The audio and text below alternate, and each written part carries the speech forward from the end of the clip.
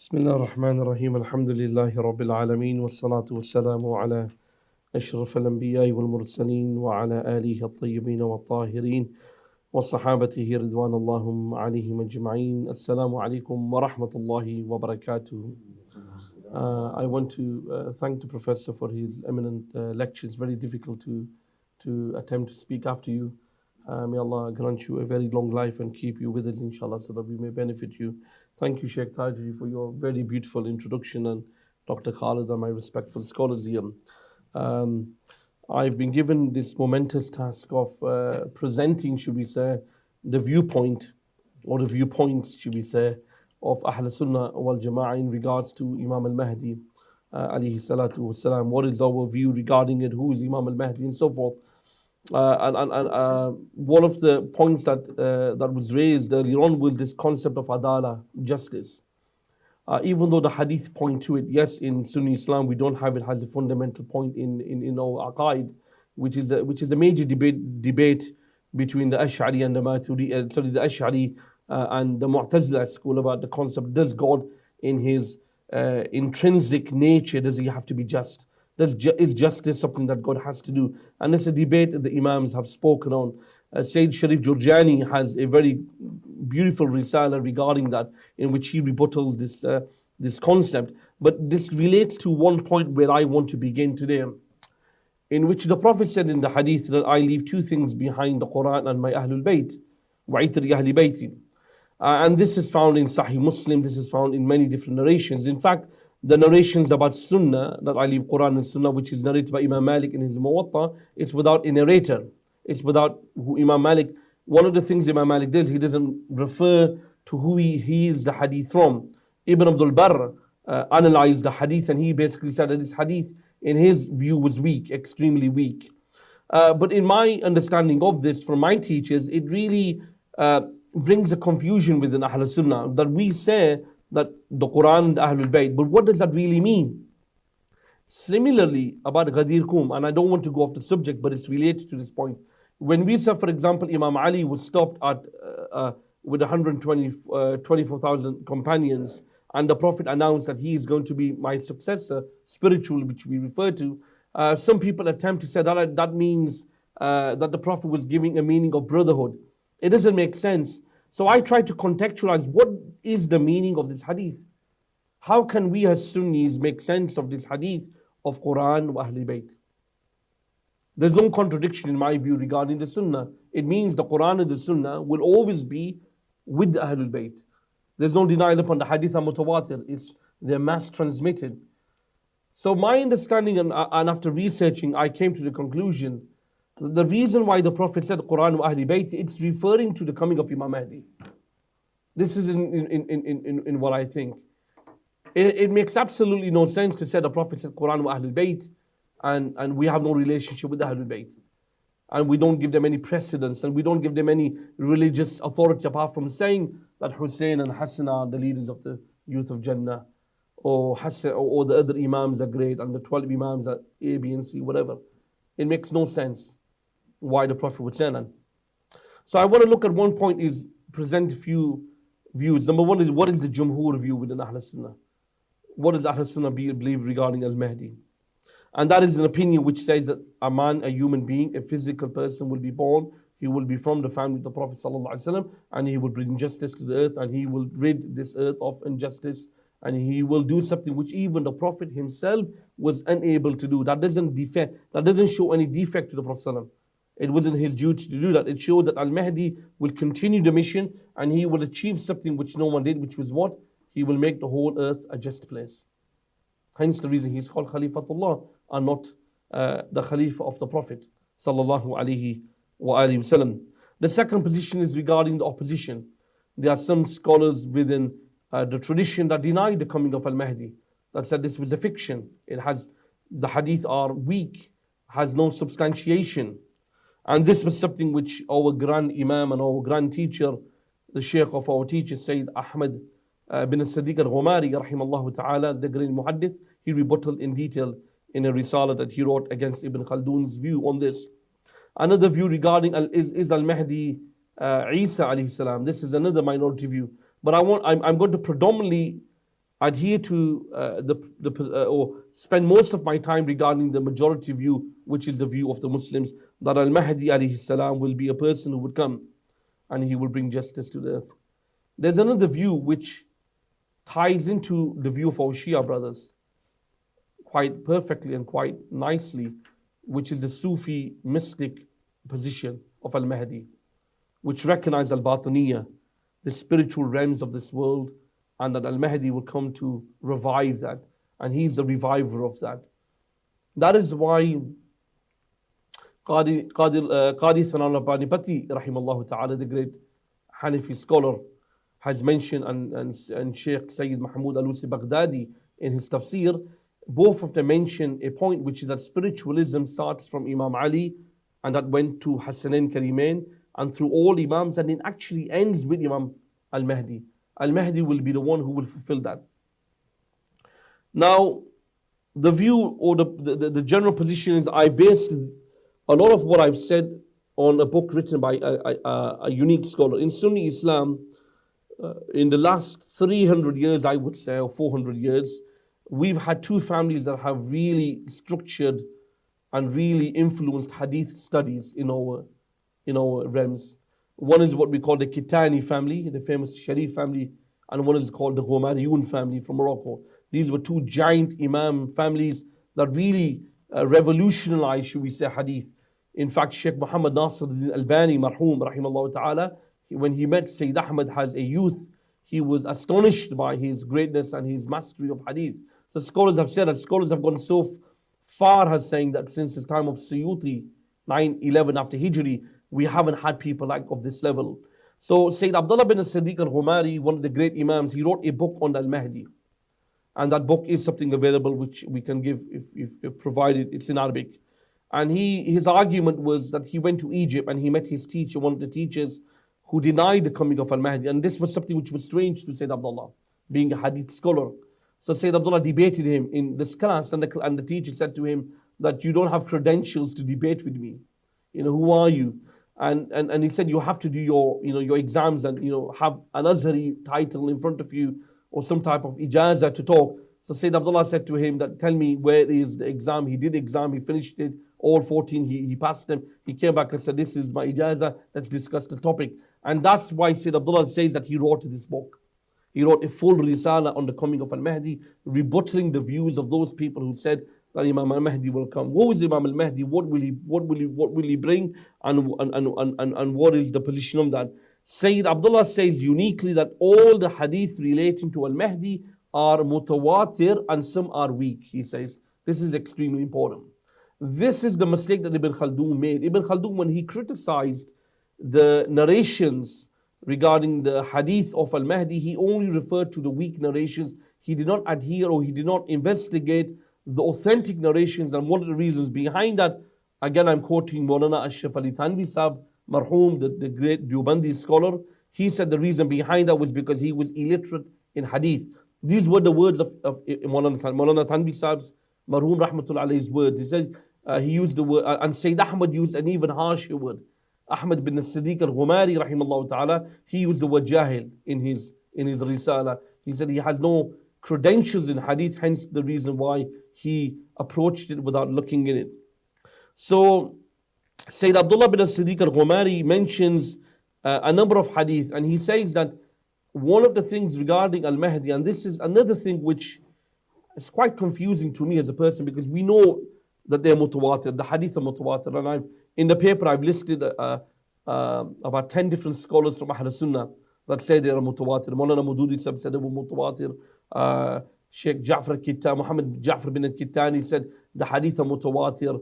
As-Sayyuti rahimahullah ta'ala, 911, he said the hadith are mutawatir, there's no doubt. However, one thing that strikes me is that in 1400 years of Islamic scholarship, why was it that Al-Mahdi was not added within the aqaid issues?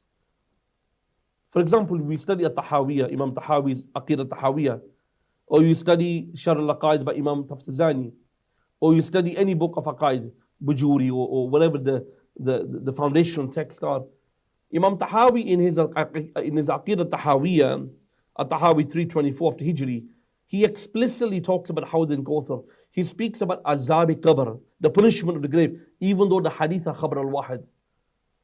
Yet he doesn't mention Al-Mahdi.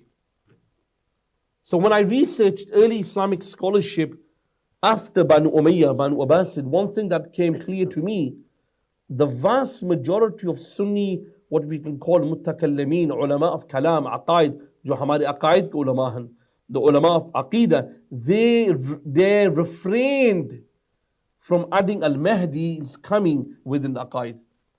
And this really confused me as a person. Because I'm reading on one hand the hadith mutawatir, there's no doubt upon it that Al-Mahdi would come. The Prophet said, Al-Mahdi min itrati min waladi Fatima, in the authentic hadith narrated by Sunan Abu Dawood, which is Sayyid Abdullah called the hadith sahih. Even Muhammad Nasiruddin Albani called the hadith, Shaykh Albani called the hadith also mutawatir. It is authentic without any shadow of doubt. In another narration, the Prophet said that Al-Mahdi is from Ahli Baytihi, Yuslihu Allahu fi laylati, narrated by Ibn Majah, in which again Shaykh Abdullah called this hadith authentic, and Shaykh Muhammad Nasiruddin Albani also authenticated this.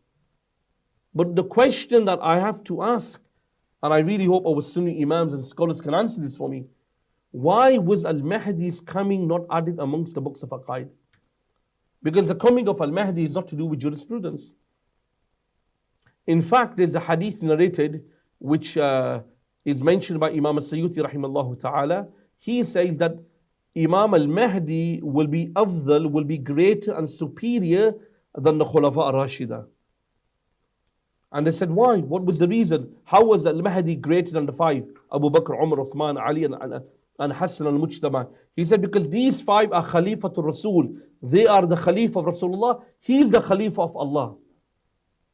That is what Imam Sayyuti mentioned very explicitly in his Qasas al-Kubra. So the point is, the Imams have spoken so high, but why haven't we added this amongst the Aqaid? And till this day, I have not found an answer which gives me satisfaction that was something right. Because when the Prophet said, I leave two things behind, this hadith is referring to Al-Mahdi, that he will be the finality, he will be the finale, should we say it, that will bring justice to the world. The Prophet said, what? Al-Mahdi will be born. The narration says there will be, and again, I don't want to go through every single hadith about who Al-Mahdi is, but let me explain to you what Sayyid Abdullah bin Siddiq said. He said the vast majority hadith are authentic, and then you have a few hadith here and there which are weak, but are not close to fabricated. He says they are substantiated by the mutawatir, so we accept them. He says, so for example, the army from Khurasan, for example, would come. Sayyid Abdullah calls this a weak narration. Or the black banners would come from that area that would support the army of Al-Mahdi. But Sayyid Abdullah says that his name would be Al-Mahdi. His name would be Muhammad sallallahu alaihi wasallam, like the Prophet's name. His father's name would be Abdullah. His mother's name would be Amina, like the Prophet. And the narration says he will be from, and this is the key difference we have with our Shia brothers, he will be from the offspring of Imam Hassan al-Mujtaba, and not from Imam al-Hussein alayhi salatu wassalam. Even though there's a minority view, which I will discuss at the end if I have time. If I don't have time, I will mention it during the question and answers, in which As-Sayyuti discusses this idealism. So this is who Al-Mahdi is. He will come and the narration says the Khalifa will die. Again, I'm giving you a synopsis of the hadith. He will rise and people will recognize him. So when it says يُصْلِحُ اللَّهُ فِي لَيْلَةٍ, that Allah will fulfill his rights and his affairs straight away within one night. Mullah Liqari, the famous scholar, died 1014 after Hijri. He said the meaning of this hadith means the people who usually don't accept people's leadership would automatically accept Al-Mahdi's leadership. This is divine intervention. One of the things you have, and we know this in politics, whether you're in America, England, Pakistan, when someone wants to call for change, there's a muqabala, there's an opposition. One of the unique qualities of Al-Mahdi is when he won't even announce it, when he will physically come and stand in front of Rukn Yamana and in front of Hajar Aswad in the Kaaba. The narrations are mukhtalif. He will stand there, people will recognize him. Mullah Liqari said, this is the meaning of Imam Ali's riwayah. This hadith, when I said fi laylati, this is a narration from Imam Ali alayhi salatu wasalam himself. That his affairs will be fulfilled, the people will accept him. People will not deny him. People will give bay'ah. A ruler will die before him, an unjust person. The Muslims will be in turmoil. The Muslims will be in, the Muslims will only have the name Islam. The Quran would only be read, but it would not go past their throats. This is the affairs of how unjust the world will be. Then Allah will arise a person from amongst whom? The family of Rasulullah to fulfill the hadith of his forefather sallallahu alaihi wasallam. The narration says an army will come and so forth. So I don't want to go through all of those narrations. What I will do is I will give a copy of the book and you can read it for yourself. And I'm sure all of your eminent scholars, you have come across it. I've got about 5 minutes left here. No problem. So Sayyid Abdullah then talks about these narrations and he says they're mutawatir. Again, the question is why, if they're mutawatir, why don't we add them amongst aqaid? Look at, for us Sunnis, the final book you study in aqaid, in your darsiyat or darsanizam is Sharh al-Aqaid, Imam Taftazani's commentary of Aqid al-Nasafi. Why is it in the whole of Sharh al-Aqaid Al-Mahdi is mentioned? So I conclude with this, and I don't know whether people would agree with me, that there was a conspiracy to hide the coming of Al-Mahdi for a certain political endeavor, to remove the relevance towards Ahlul Bayt. This is something which Ibn Khaldun did. So those who, for example, who deny this, my computer is very slow, but yeah, the first person who actually denied the coming of Al-Mahdi was Ibn Khaldun. Even though he then contradicts himself in his Muqaddimah, it's quite obscure as a person. What was the reason behind that? Sayyid Ahmad bin al-Siddiq al-Ghumari says, but he says a very, very, very important point in his Rad of Ibn Khaldun. And he wrote a book called Burhanul Jalil, Hadith of Imam Ali, Ana Madinatul Ilm wa Aliyun Babuha. What does Sayyid Ahmad say? Sayyid Ahmad said, Kana huwa nasbi. These are not my words, so don't point the finger towards me. Sayyid Ahmad bin al-Siddiq al-Ghumari, the great Moroccan Hadith, said, Ibn Khaldun's opposition towards the Ahlul Bayt and his opposition specifically to Al-Mahdi, the reason why he made it his day and night job of denying the coming of Al-Mahdi and causing such a big fitna within the Sunni world was because of his Nasbiism, his hatred towards the Ahlul Bayt. These are the words of Sayyid Ahmad, which Maulana Ashraf Ali Thanvi Sahib repeated it in a more kinder way, without directly calling him a Nasbi. And that is why people today who deny the coming of Al-Mahdi derive their rulings and they derive their opinions from this individual. But again, his credentials are, as we have said. The final part, I have about 3 minutes. I want to mention a final point, that the view obviously within Ahl Sunnah, he will come and give justice, but there's a minority view, which I came across, which is akin to the Shia. The Shias have this view that that Al-Mahdi is born, and he's the son of Imam Hassan al-Askari, alayhi salatu wasalam, and he's kept in hiding. That is a minority view that is adhered to within Ahl Sunnah. Ibn al-Arabi, Shaykh al-Akbar, adhered to that belief. He believed that Al-Mahdi was alive. Also, another scholar that adhered to it was apparently Imam Suyuti. I have not come across the direct narrations of Suyuti, but I read secondary reference to him from a Shafi'i scholar. His name was the Shafi'i Mufti of Hadramut in Yemen, Al-Habib Abd al-Rahman al-Mashur. He died in 1320 after Hijri. In his book called Kitab Fiqh al-Bughiyat, he basically debates and he says the following, under the chapter of Ahlul Bayt. This Kitab Fiqh al-Bughiyat is a very famous book that is taught within the Madaris, within the Shafi'i school. It's a very famous book. Within that, he says the following, that Al-Suyuti narrates that his teacher Al-Iraqi we're referring to the Muhaddith, the famous Hadith scholar. What did Al-Iraqi say? He says, know that Al-Mahdi was born in the year 255 after Hijri. Ali al-Khawas also adhered to this opinion, and hence Al-Mahdi would be 703 years old, 958 after Hijri. Imam Muhammad bin Ahmad al-Ramli alongside Sha'rani and others also believed that Imam al-Mahdi was alive. So that's a minority view within the Sunni world. The reason for me to mention that is to show you the diversity of opinions.